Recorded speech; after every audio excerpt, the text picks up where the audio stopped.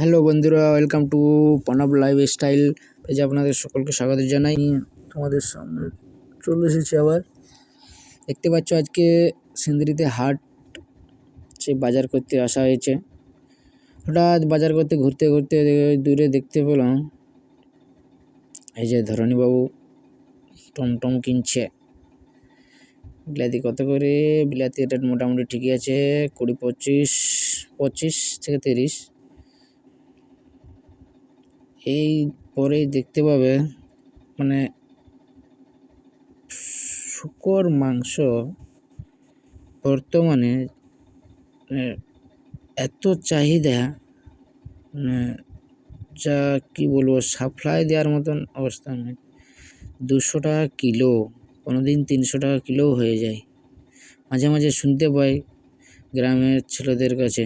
তো আমি আজ দেখতে এলাম যে কীরকম কি।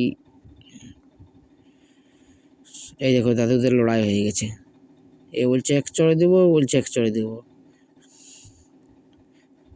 এই শুকর মাংসের সামনাসামনি ওইখানেই রান্না হচ্ছে, ওইখানে ভাজি দিচ্ছে, কিছু হয়তো পয়সা নিচ্ছে ভাজার জন্য। ব্যাস তুমি কিনো, ভাজো আর খাও। এত পরিমাণ লোক খাচ্ছে এখন, পোলট্রির থেকেও বেশি। আর কিছুদিন পর মনে হয় পোলট্রির মতনই হয়ে যাবে। রাগ্য না হে, রাগ্য না। চুলা দেখছো দাও দাও করে জ্বলছে, এদিকে মাংস কাটা চলছে।